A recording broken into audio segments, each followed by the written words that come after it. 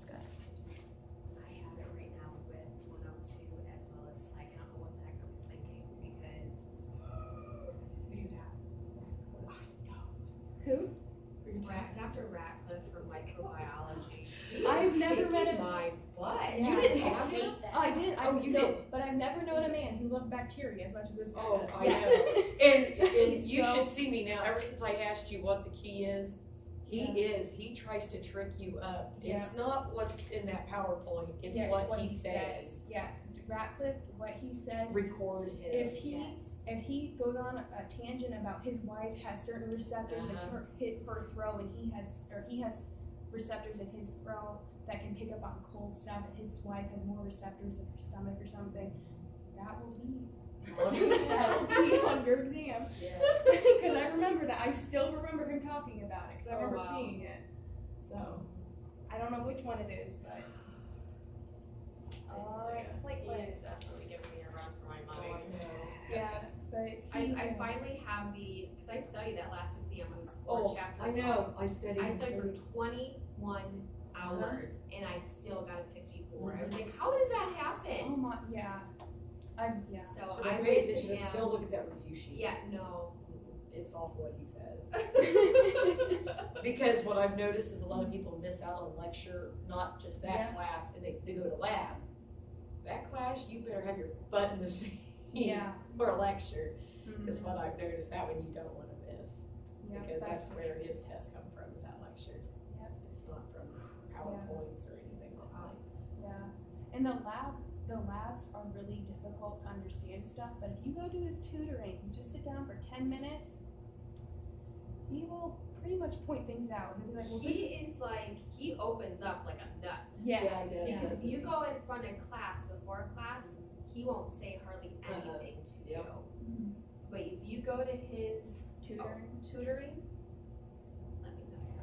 Yeah. I plan on being there at least twice a week. For some people, they say it confuses them, but honestly, I went to him whenever I had the opportunity to, like at least once a week, if not twice a week, and I did all the classes. Because it's microbiology, you don't know what to pay attention to, but with him, it's like. It tells you his shoe size, write it down. Yeah. So, you'll need to know that some reason. Yeah, right. Yeah, he's just. I love that guy though. All right, so do you guys want to walk through this, or are there certain questions you have? This is number 3 on platelets. We can walk through it real quick. Walk through it? Okay. Yeah, just makes it easy. So platelets are also known as thrombocytes, right? Because cyte, C-Y-T-E, means cell, and throm means, just think about, I always think of like something like lodged, but they're normal. If you have a good, you can have a normal amount of these. If you can have too much or too little, that's an issue. Which of the below is not a function of platelets? So platelets aid with hemostasis by sticking to broken surfaces, yes. Hemostasis basically means like the stopping of bleeding. So I know there's homeostasis, but then there's hemostasis, because hemo means what? Blood, right. Engulfs and destroys pathogens and debris in the body. No, platelets do not do this, but what does engulf things? Phagocytes. Okay, so that's the, so to make this, you can't make this true. You can just put phagocyte off to the side of the wall. Platelets also, they adhere to ends of broken blood vessels, and they form a platelet plug. And a platelet plug is important because it clots blood, stops bleeding. This is all that platelets that we're going to go over. We just are going to figure out ways on how to stop bleeding. And then platelets can cause smooth muscle in the walls of broken blood vessels to contract. So so you have your veins, right? They're like tubes, right? But the stuff around that make up the veins is smooth muscle. That's why it can contract and it relaxes, because it's a muscle. Does that make sense? It's like a tube of muscle. It's really cool. So yeah, so hemostasis refers to stoppage of bleeding. 3 actions of hemostasis, blood vessel spasm. And usually when you think spasm, it's a bad thing, right? But basically, so if you're bleeding a lot, right, your blood vessels, are they going to dilate or are they going to constrict? Constrict, yeah, because why? Stop bleeding. Hemostasis, stoppage of bleeding, also it's going to do platelet plug formation and then blood coagulation. And we're going to go into these. So the true false challenge. I couldn't think of a way how to put this more. I don't know if you guys found this torturous, but I thought this was okay. You're looking at me like, oh. Okay. Okay. So in vasospasm, the smooth muscle and the blood vessels constrict, right? So to make this true, you're going to cross out dilate and put constrict. That's just a fact.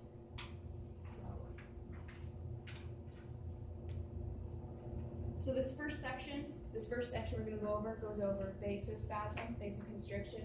The second section we're going to go over is platelet plug formation, and the third section we're going to go over blood coagulation. So this first part only has to do with vasospasm. Okay. Vasospasm is triggered by a break in the small blood vessel. This is true. Vascular spasms are long-lasting. False. That's false, right? So you should just cross that out and put short term. But the good thing is that there are other processes in your body. Because think about your muscles, right? You can't like hold a whole bunch of weights for too long of a time. Your blood vessels are smooth muscles, so they can't be constricted. That they're going to lose their energy, so to speak, their strength. So they're short-lived. And if there's a little pun here, I guess I don't know, no pun intended. So if you have only vascular spasms, then you would be very short-lived. That's kind of sad. I'm sorry. I made this a year ago, so I probably thought that was funny, but I'm looking at this and I'm like, no. Vascular spasms are not effective in large blood vessel breaks. So if it's a small blood vessel break, it will be effective. But if it's a large blood vessel break, I mean, all that blood is just pumping out at you. It won't close up fast enough to prevent this from happening. Vascular spasms, they are only effective in small blood vessels, okay? Not helpful in large blood vessels, okay? We just spoke about that. Platelet plug, so now we're going to the platelet plug formation. Do you guys understand vascular spasms? Yeah? Okay. Platelet plug formation is triggered by the exposure of platelets to what? Collagen, right. So this is your blood vessel. So when there's a break, so it breaks open, right? You get stabbed or something.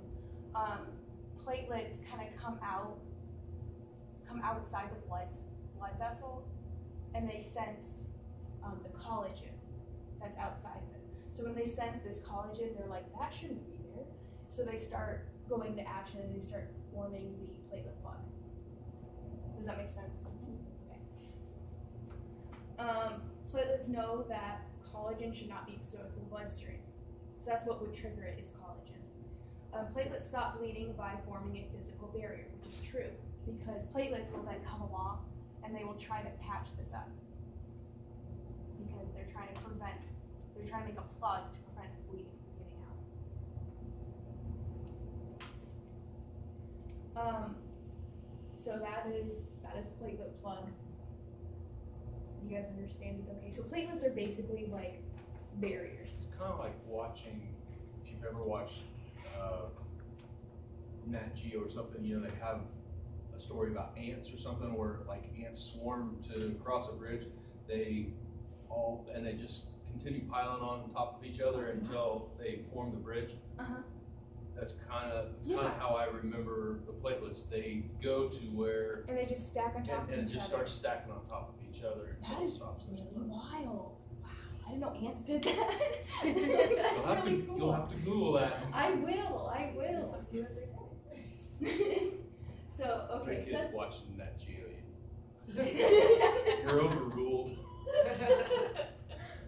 All right, so now we're going into blood coagulation. This is the third process. So there's only 3 processes I know with all of them you can get kind of confused with like what are you actually reading, but there's only 3. Blood coagulation is a series of events that form a gelatinous clot. So your blood just clots up together. So this is just basically a blood clot. So coagulation means like clotting. This number 8 is false. It is actually initiated by intrinsic and extrinsic mechanisms, so it has both of them. Another good test-taking strategy is if you see the word only, most likely it's not true. So only, always, never, those kind of words should like pop out to you and be like, because it's not always, only, never. Sometimes instructors do this when they So Janet's like one of the main people that's always trying to confuse you because all of hers are like only, always. Yeah. Which one's the false statement, not the true? Which one's true? Yeah. No, you gotta know all the true ones and figure out which one's the false one. Yeah, that's awkward. But she makes you think, right? So when you're in that test-taking mode, you're gonna need that same critical thinking. I know you're not going into nursing, but if you go into nursing, you need that same critical thinking because nursing questions are hard. So it's a whole different beast, but it's definitely worth investing your time because the job itself is rewarding. I've heard that from multiple people. I haven't heard anyone say I regret being a nurse. I would say I have a girlfriend that just finished her RN in December, and before that she had accepted an intern and then was put on full time, and she absolutely loves her job. Yeah, I've honestly never heard a nurse say I hate my job. My mom was an LPN. Yeah, well, LPN is a little bit different because they get like bossed around. LPNs I feel bad for because they get pushed around a lot more than they She hated nursing homes, and she worked for a doctor, and she liked that. Yeah, that too. That's another thing with nursing also is that you can be like really flexible. You can go to different things. So if you go to like a nursing home, it's not your thing, go somewhere else. And it's like you could be like the jack of all trades. Like, I think really cool. In your profession. Yeah. Number 9, coagulation includes the teamwork of clotting factors such as vitamin K, procoagulants, anticoagulants, and fibrinogen. So remember, vitamin K is responsible for clotting.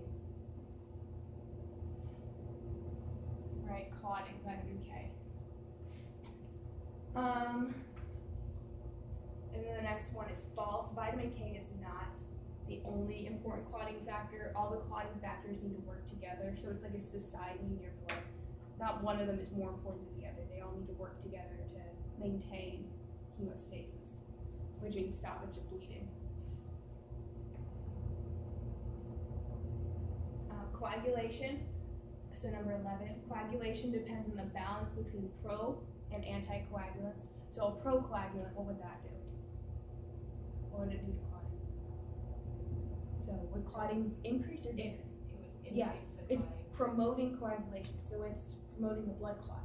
But you also need anticoagulants because if that blood clot is still in your bloodstream and it goes to your brain, what do you have? You have an embolism, but also a stroke. So if it goes to your lungs, it's a pulmonary embolism. If it goes to your brain, it's a stroke. If it goes to your heart, it's a myocardial infarction or like a heart attack. So you need procoagulants to stop the bleeding, but then you need anticoagulants to break up that clot so the clot doesn't travel to another part of your body. Make sense? Okay. Thrombin converts fibrinogen into fibrin. This is true. So in your body, you have fibrinogen, right? What does gen mean? Genesis. Okay, genesis, the beginning, genesis. Is it activated or inactivated? Right. So we want it to become fibrin. What does this? What converts it? Yeah, thrombin. So you can think about thrombin. So thrombin touches fibrinogen, causes fibrinogen to turn into fibrin. And it's basically, fibrin is basically what it sounds like. It's just fibers. So when your bloodstream, okay, so why would we want it to be inactive while it's just in the bloodstream, right? It's just hanging out, it's just not doing anything. Because if we have active fibrin, you would have spider webs all through your veins, and your blood wouldn't flow. Exactly. So that's why fibrinogen needs to be activated by thrombin.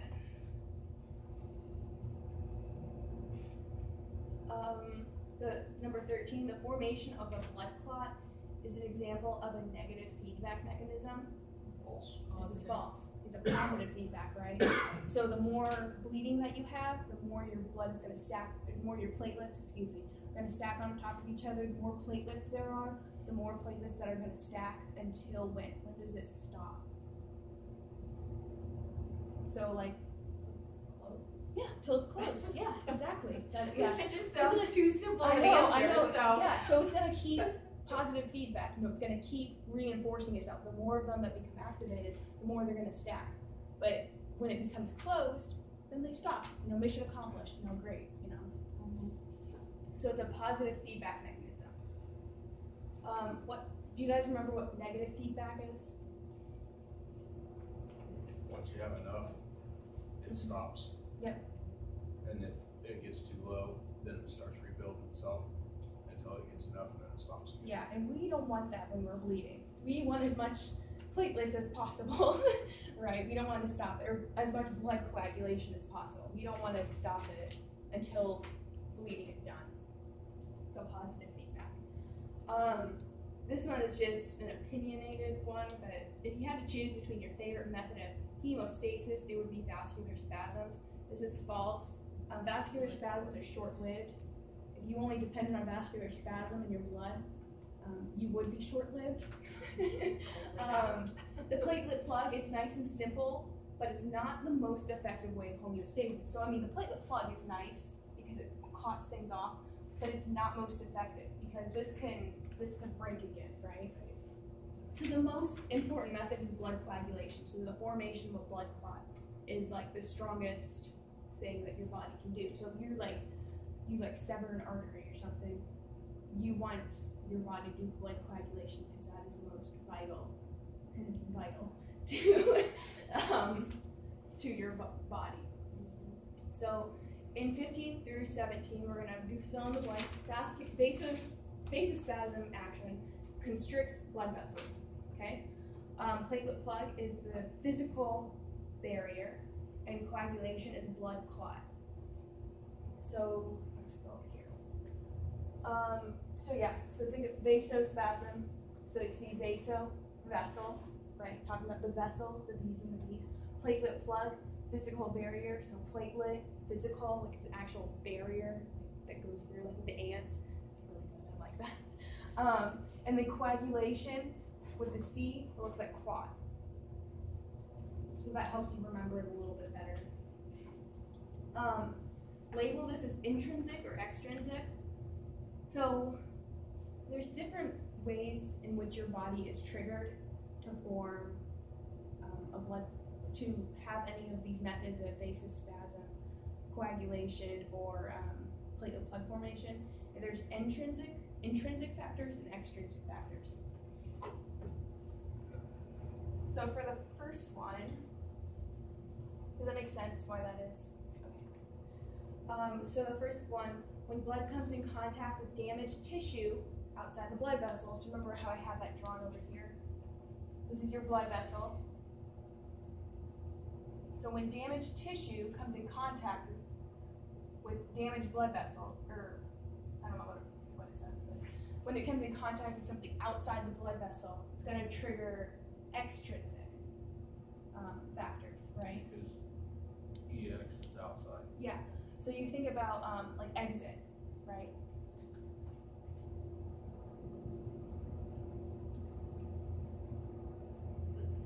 Exit is extrinsic, it's outside. And intrinsic is inside.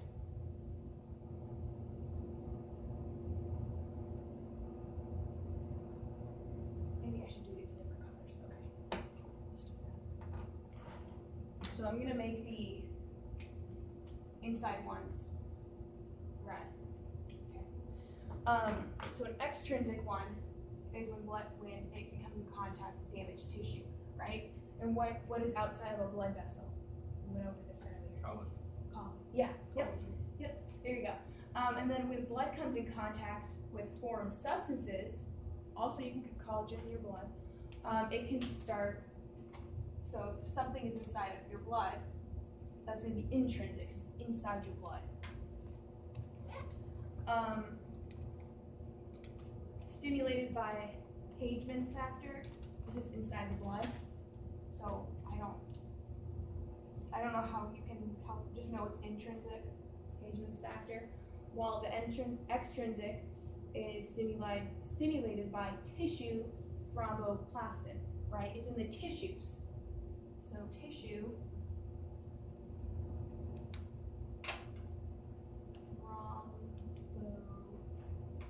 thromboplastin. So when it comes in contact with this, because it's in your tissues, right? That's outside, extrinsic. Forms a fiber mesh. This is intrinsic. So a fiber mesh is just kind of like a cobweb, just to stop the bleeding. Because of blood, so just say you get like a really big wound here, okay, and blood is flowing this way. You want that fiber mesh to cut off that circulation. Does that make sense? So blood is flowing this way, like you're bleeding. You know, you're bleeding out blood. You're going to form a fiber mesh to cut off this circulation that's coming in. That's an intrinsic. Okay. And then forms of blood clot. This is actually both extrinsic and intrinsic. So those are like the main points that, I mean, you should look at the other things that it says in your PowerPoint, but these are like the main ideas. So this is the matching. Okay, heparin. Basophils secrete heparin, mast cells do too, and this prevents coagulation, so heparin prevents blood clotting. Plasmin, it's the top one, digest fibrin threads to dissolve a blood clot. So remember how we have those procoagulants and those anticoagulants? Plasmin is an anticoagulant, and why do we want anticoagulants? Keep it from clotting. Yeah, to keep a clot from, clotting. There you go. So I mean, once its job is done, you don't want that traveling to other parts of your body. So. Antithrombin. This is the second one. It inactivates thrombin. So whenever you see the word anti, it means against. Okay. So against thrombin. A thrombus is an abnormal blood clot, and so this one is just right across. Sorry. You don't want a thrombus in your body because that can cause a clot. So if you see something with a patient has a thrombus in their lung, what is that? Blood clot. Yep, blood clot, pulmonary embolism. Yep, and then a platelet. Platelet-derived growth factor. This will cause smooth muscle cells and fibroblasts to repair damaged blood vessel walls. So smooth muscle cells, where are those? Yep, it's in your veins. And then fibroblasts are cells, right? Okay, so whenever you see the word blast, it means a cell that creates something, and fibro means fibrin, fibers. So smooth muscle cells and fibroblasts repair damaged blood vessels. Makes sense. And then lastly, we have an embolus.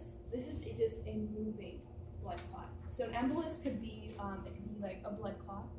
An embolus could be a piece of plaque that broke off your blood vessel and is traveling throughout your body, and then it can become lodged. And embolus can also be like, so just say, I'm not trying to figure you out, but just say like someone injects you with like a needle for like a vaccine and that breaks, and some parts of that metal is like traveling through your body. This doesn't happen a whole lot. It's very rare. I'm not trying to freak you out, but that's an embolus. You know, a foreign object traveling through your bloodstream.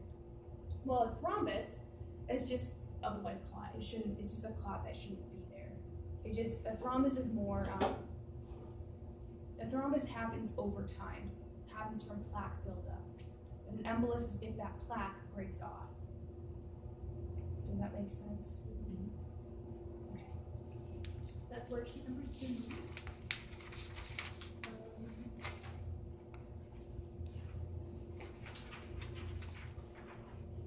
Let's get that.